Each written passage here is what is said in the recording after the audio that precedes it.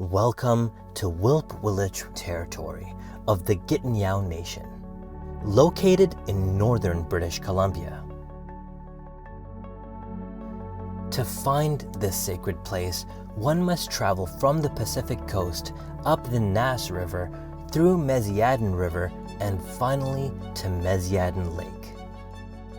The beauty and energy of this place cannot be described. It has to be seen and felt. Here, the clouds are born from the tips of treetops in the backdrop of snow-covered mountains. The striking colors of nature are as bold as ever. Stunning wetlands fed by snowmelt filter and cleanse the water, which then flows into the creeks and ultimately into the lake. It is a living being all unto itself, and a jewel for our planet. This place is the lifeblood of the Nass River. 80% of Nass River sockeye traditionally spawn here.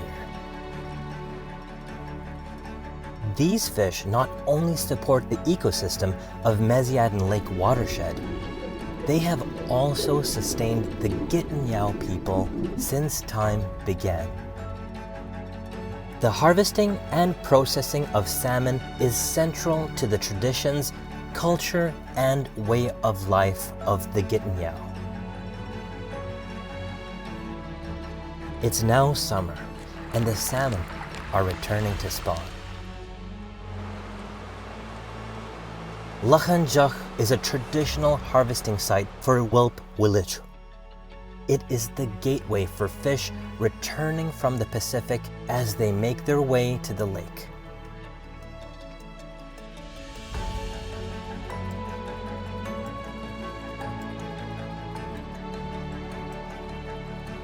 Historically, Meziadin sockeye have spawned primarily in Hana and Tintina creeks, as well as the Meziadin lakeshore.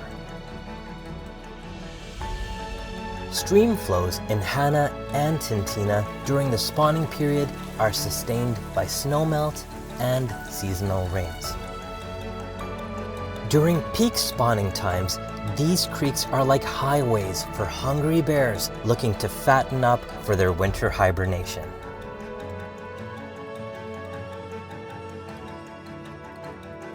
Cubs stay close to their mothers, as this territory has some of the highest grizzly bear densities on the planet.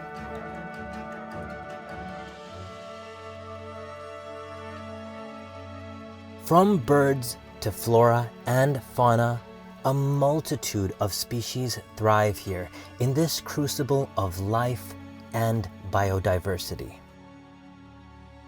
But in the backdrop of all this beauty, nature, and culture, an ominous threat lingers.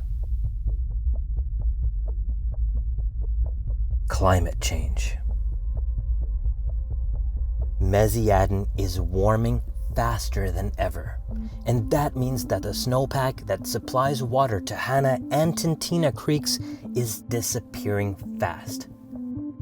Especially in late summer when sockeye salmon need it the most.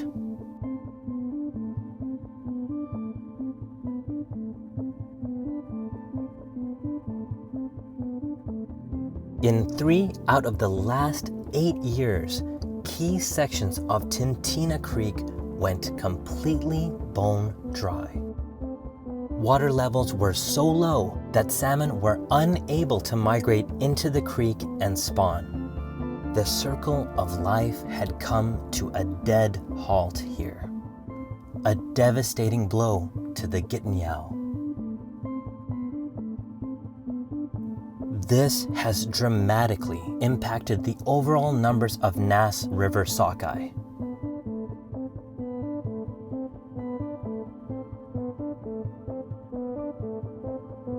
Mark Cleveland is the head biologist with the Gitanyow fisheries. Before I started working for the Gitanyow, I came to the Nass Valley almost 30 years ago now, and I was working in the area, and every year I would stop at the bridge on Hereditary, and it never failed. There were always lots of spawners underneath the bridge, and you knew that the spawning channels were healthy and productive. And even in my short career, in the last decade, it's hit and miss. Things are definitely changing at an accelerated rate, and it's concerning for a lot of fisheries managers and specifically, the Gitanyow chiefs.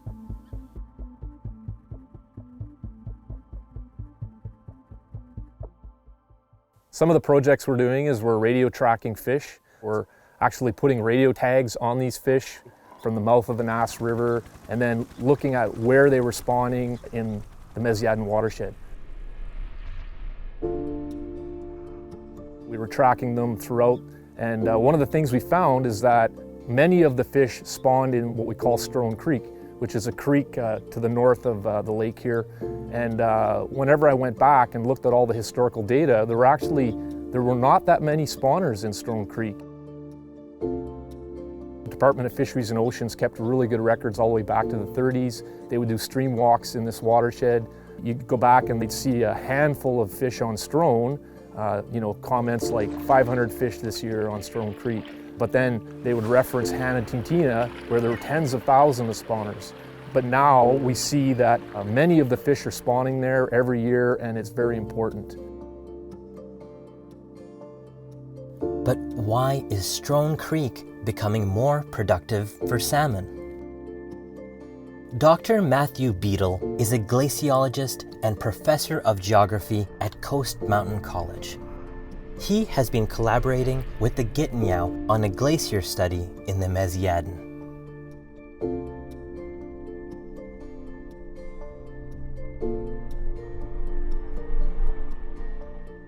We are in the upper watershed of Surprise Creek, which flows into Strone Creek and Meziadin Lake. And it's super important in that it has the most ice of any watershed that feeds into Meziadin Lake. And this ice, these glaciers, this snow, melts and feeds into these downstream aquatic ecosystems and keeps water temperatures cool, super critical for salmon.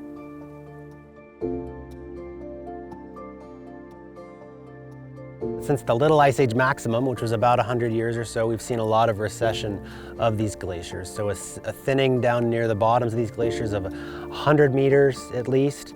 And then that recession has really sped up in recent decades, and they're really starting to rapidly dwindle. So right behind me here, we have some huge, these are Little Ice Age maximum extent moraines. So roughly 100 years ago, you can see where the glacier was. And in that valley, there's no more ice today. So huge amounts of recession since 100 years ago or so, and that rate of recession has increased dramatically in recent years.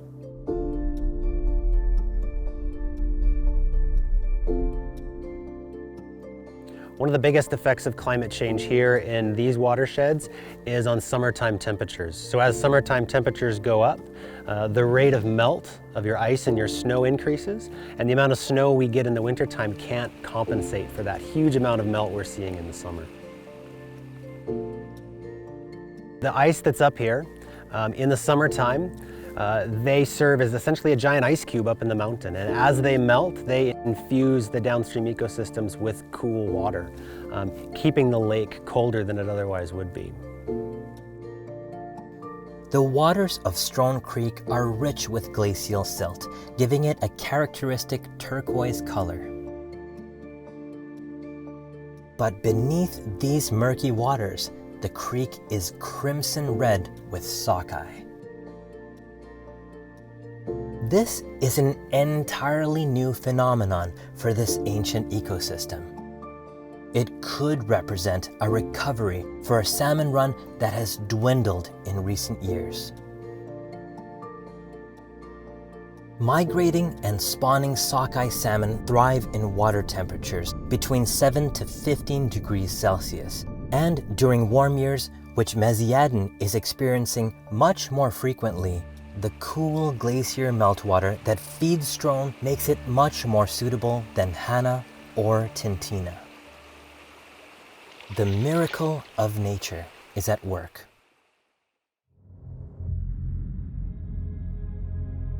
Nature needs time to reveal her secrets to us, but also nature needs time to adapt and change to the conditions that are created. And we are a very impatient animal. We don't want to give nature that time. And we're not talking in terms of months or years. Nature is going to need decades or centuries to rebound from the changes that we've gone on. We don't know where the hell we're going. Indigenous people as well are left with a change in the climate that has never been experienced before in human history. So they're flying as blindly as a dominant society, except they have that commitment to try to protect the land, and they'll do everything they can. And whatever our improvements or attempts at band-aid solutions are, Indigenous people will do it within a bigger context. Is it protecting the land? Is it going to help the resilience of the land? That's the mental attitude would be of First Nations, whereas the settler society says, well, I gotta look at that, there are no more glaciers here, look what's underneath there.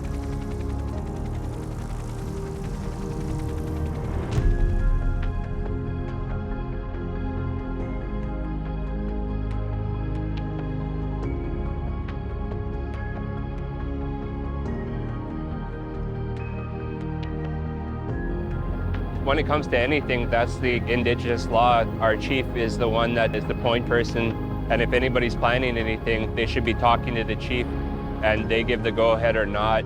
We see a helicopter flying over and landing on our ancient village site. We have no idea what they're doing and who they are. We're not against exploration per se. There's certain areas where companies can explore, but there's certain areas where we're saying, no, this isn't the place to be putting a potential mine or even thinking about a potential mine. Joel Starland is a wing chief in Wilp Willage. He is being groomed by the elders to learn the traditional ways and laws of the Gitanyow, known as Ayoch. He must participate in Gitanyow feast hall ceremonies known as Liliget. This is where official decisions and declarations are made. It is the combination of Ayoch and Western science that is allowing the Gitanyow to have a comprehensive understanding of the ecological health of their territories.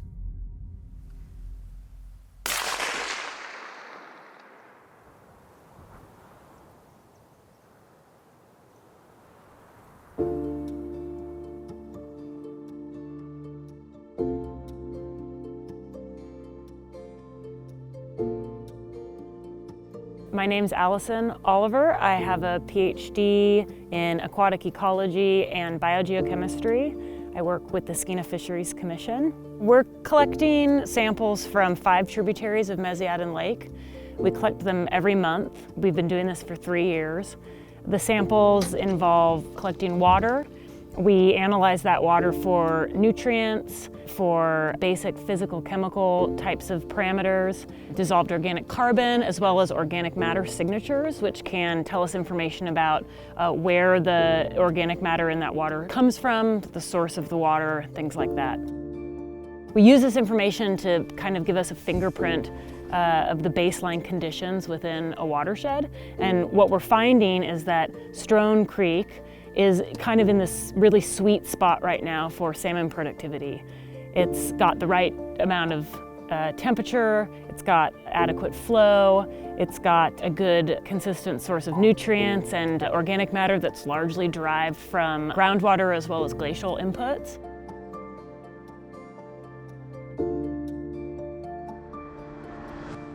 So the Strone system is only going to become more important as conditions change. And there are currently unavoidable human impacts via climate change that are going to be really difficult to slow down, more or less halt at this point. And any additional human pressure or disturbance on top of that, say metals, for example, or alteration of the pH, is going to shift that system away from kind of the ideal salmon habitat that it's currently moving towards. This could be extremely catastrophic for not only trying to maintain and potentially even rebuild stocks, but also provide a habitat going forward into the future as we start to lose some of the production in other systems that are becoming super hot and dry.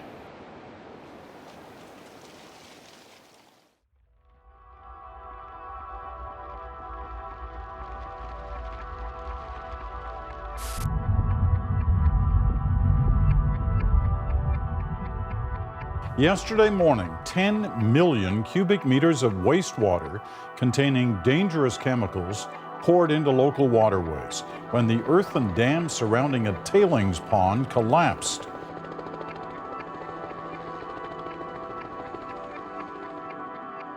Let's face it, even Mount Poly Mine was once a mineral claim on unceded indigenous land.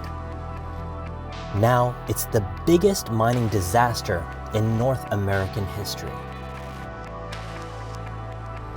Propped up by the BC provincial government, the spill effectively turned the pristine waters of Quesnel Lake into the mine's own personal waste reservoir, threatening one of the most important salmon runs in British Columbia, the Fraser River.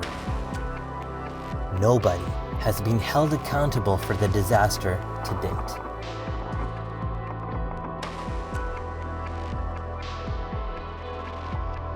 In British Columbia, anyone with an internet connection and a computer can stake a mining claim in Gitanyow territory without any consent needed. The gold rush has simply moved online. This area, while it does look untouched, has mineral claims. So mineral tenures have been staked in this entire area and throughout this watershed. And those are basically permissions for mining companies to come and explore.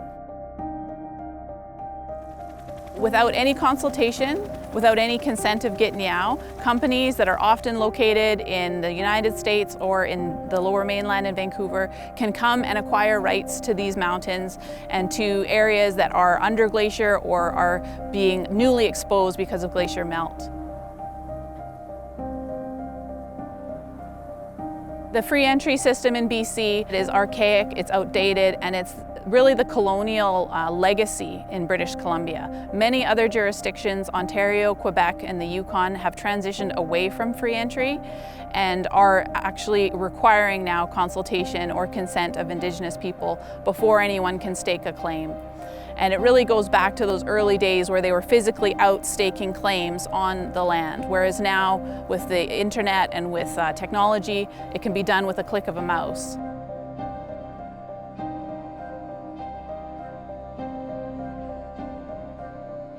Eamon O'Donoghue is the Associate Deputy Minister of Forests, Lands, Natural Resource Operations and Rural Development. The development of Mesiadin Lake watershed is his file. And there's a good reason for online mineral staking. It was a way to really attract that kind of exploration of the province.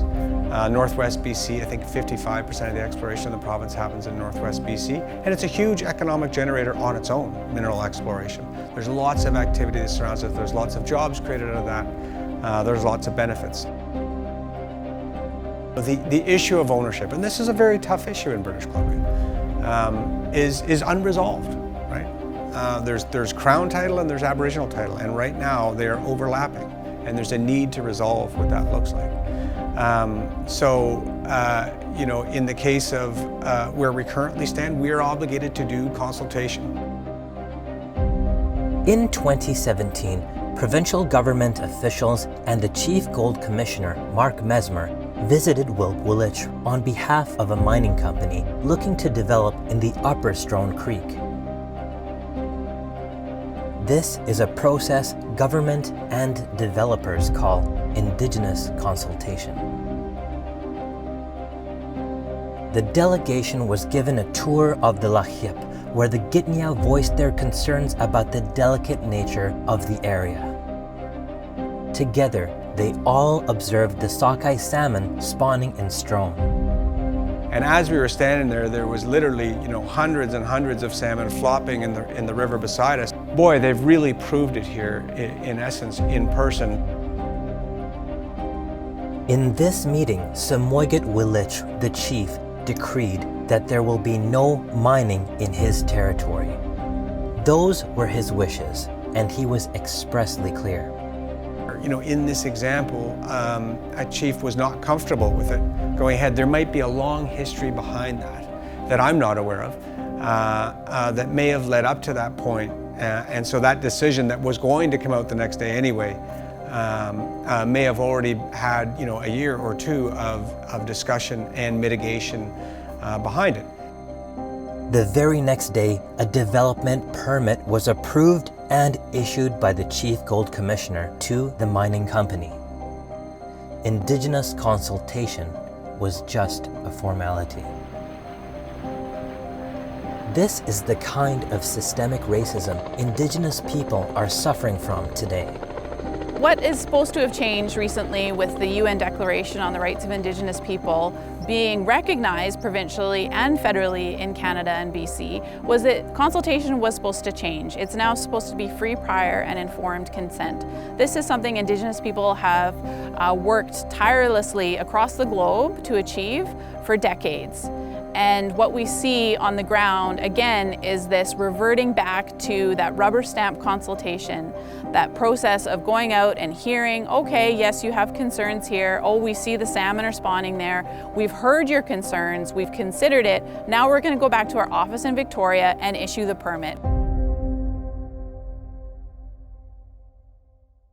I believe that the greatest potential gift we have is coming from people who have been pounded so heavily.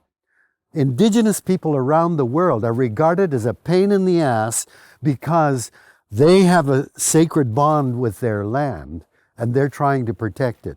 But they're getting in the way of the resourcist mentality that wants to get at what's under the ground, on the ground, above the ground.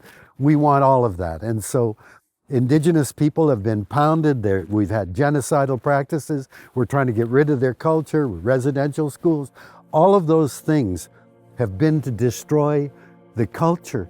The only example or model we have for living sustainably. Josh Rush is a pillar for Wilk Wilich. He is a master dip netter. It takes a lifetime to be this skilled. It's a double header as Samoygat Wilich watches over. The salmon harvested here will be processed and distributed first to the whelp and then to the rest of the Gitanyow Nation and beyond. There is no greater responsibility than sustaining the people. Responsibility came young to Josh and not by choice. When he was a child, he had gone down to the river one day to fetch water for his household, leaving behind his young cousins and friends. By the time he had returned, all the children of Gitanyow were gone. He later found out that the RCMP had stolen them and sent them to residential schools, the notorious colonial concentration camps where the bodies of thousands of Indigenous children are being discovered all over Canada.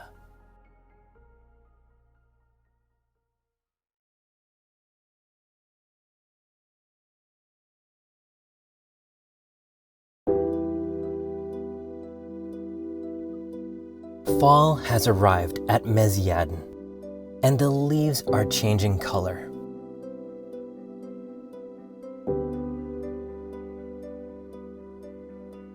Rains have come, breathing life into the wetlands and streams.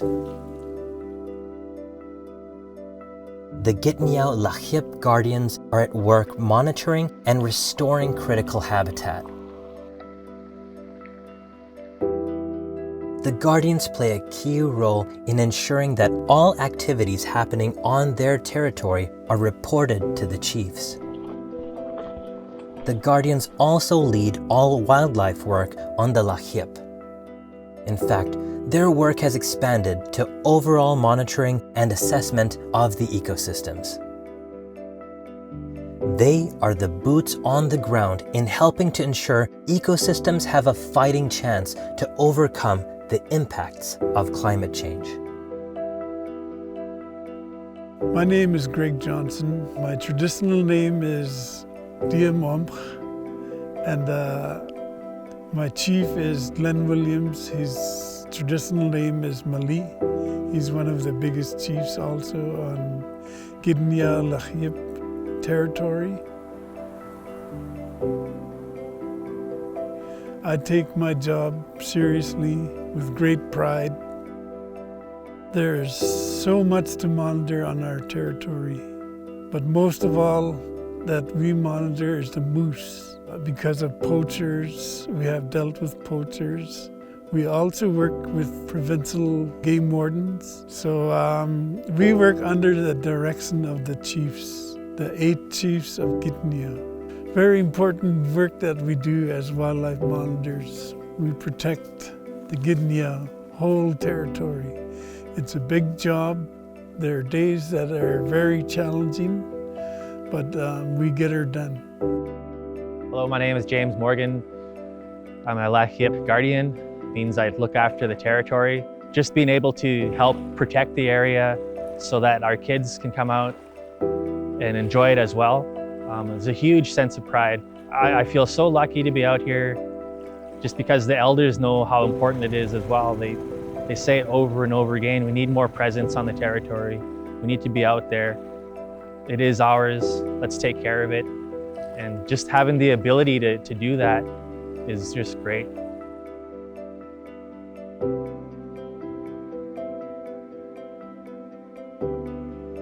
Gitanyow people have always retained a presence and connection to their territory. But the Canadian colonial project sought to force all Indigenous people off their traditional lands and onto reserves. The Gitanyow were no exception. If Indigenous people were on their lands, the resources could not be exploited by industry for monetary gain. Where would the tax revenues come from?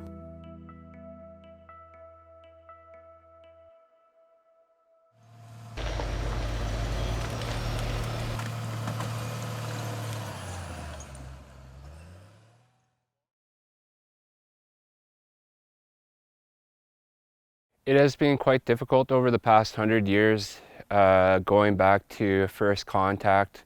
You look at some of the transcripts from interactions between our hereditary chiefs and our governments, and right from the set, our people would say, we're happy to see you as a person, but we're not happy to see you as a member of government, because they've seen how government was treating our people. So it all started back on trying to get us onto reserve lands. They wanted to come into Gitanyow and say, you guys can't live at this place here at Meziadin. You guys can't live at Gitanyow Lake. You guys have to stay within this circle and not come out.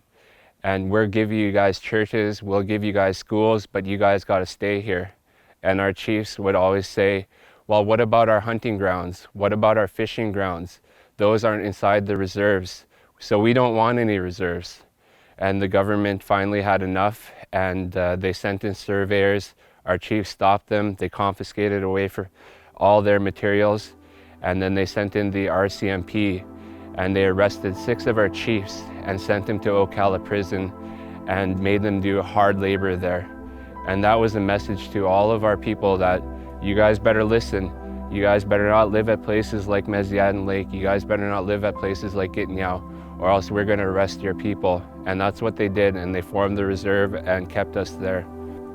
It is for this reason that until today, Gitanyow Reserve is known as Ocala Prison Reserve. The Gitanyow also rejected the band system, a colonial system of governance installed to manage the confines of so-called Indian reserves. The band system itself was an essential element of colonization, as it served to undermine traditional Indigenous governance and dismantle the power of hereditary leaders.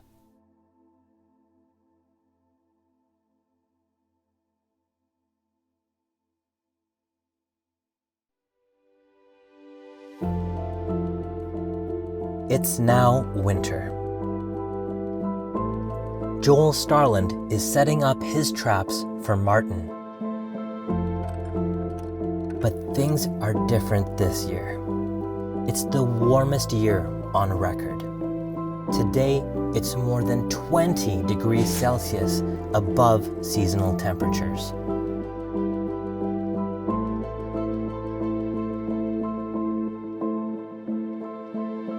Right now it's January 15th and it is quite warm. It's actually 0 degrees right here, and typically it should be about -20. Some years around this time I'm trapping and it's gotten down as low as -39. So right now you could call it balmy for Mesiadin. All the snow that you're seeing here may look like a lot, but in many years it is a lot higher than that. We get about 44 feet of snow annually, and this is what drains in and feeds the Hanatintina area.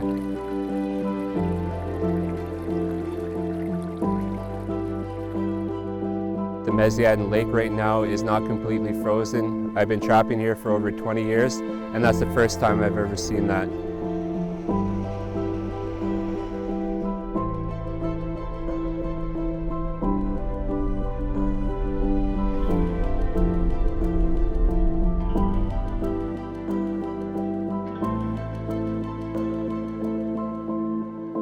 Kevin Cook is a fish and wildlife biologist with the Gitanyow Fisheries Authority. He's heading out onto Mesiadin Lake to investigate the condition of the ice.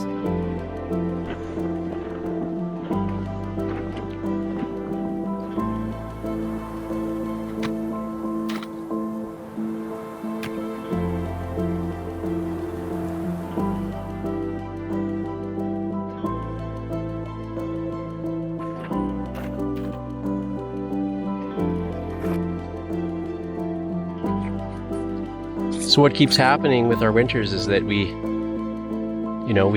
get a bit of cold, but it's not real cold. It's not like -20, -30, and then we get rain. It's rare that we're getting really well-formed ice anymore. It's dangerous ice, layers of the white kind of mushy ice. And you can see that. It's actually, there's really nothing between these two really thin layers.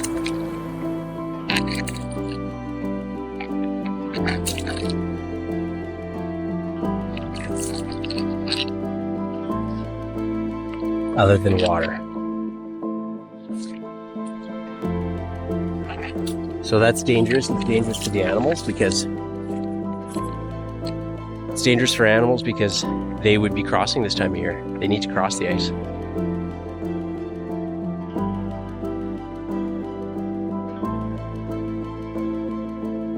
So I realize we're not turning around this climate change problem overnight. It's going to take hundreds of years, if not longer. We don't really know. But in the meantime, for places like this that are so productive, we can help them in any way we can by protecting them from further damage. And understanding what's going on, having people on the ground, learning about what the ecosystems need, where the problems are, and what solutions there could be.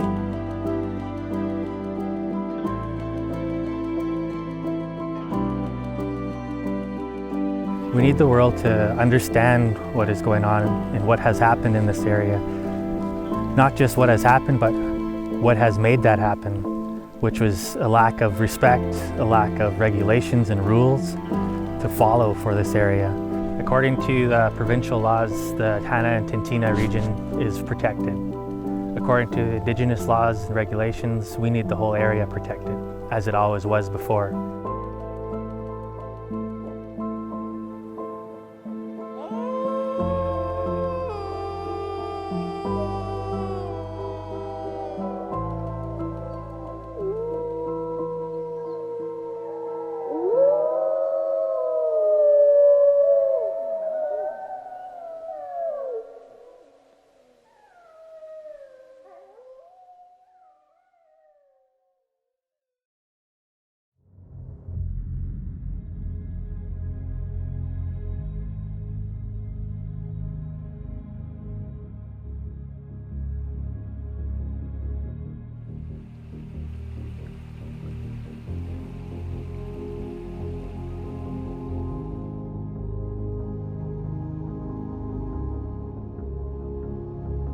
Mama bear and her cubs are waking up from their winter hibernation.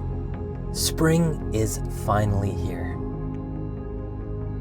Seeing the love these majestic beings share, it's hard not to wonder what challenges this year will bring.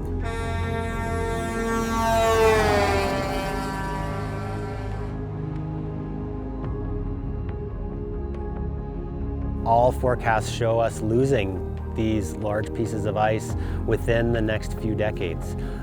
That's been a critical part of this ecosystem for thousands and thousands of years, and to, within the course of a human lifetime or two, to have that completely gone, that is remarkable and potentially catastrophic for downstream ecosystems.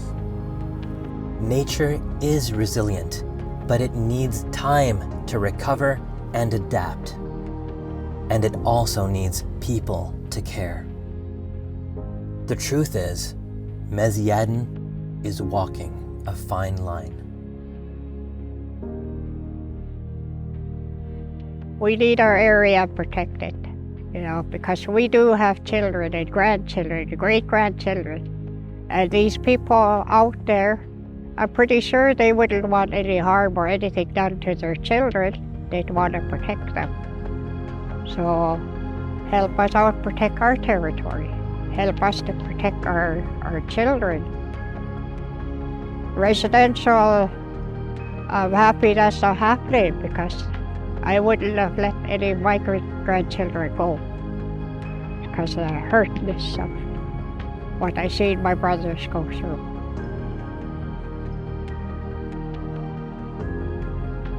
I don't want to be the last chief to enjoy all this. I want to make sure that this gets passed down to the next generation and to future generations. If you really want to understand what we're trying to protect, come out over here and come talk to us. Come out here and just look at this land. Come out here and look at the Gitanyow River there. And you will understand fully exactly what we're trying to do.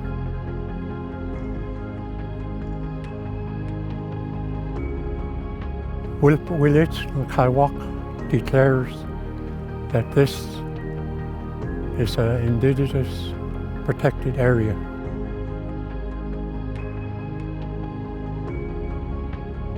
Today, we can choose to stand with the Gitanyow to protect one of the truly last wild salmon runs on the planet.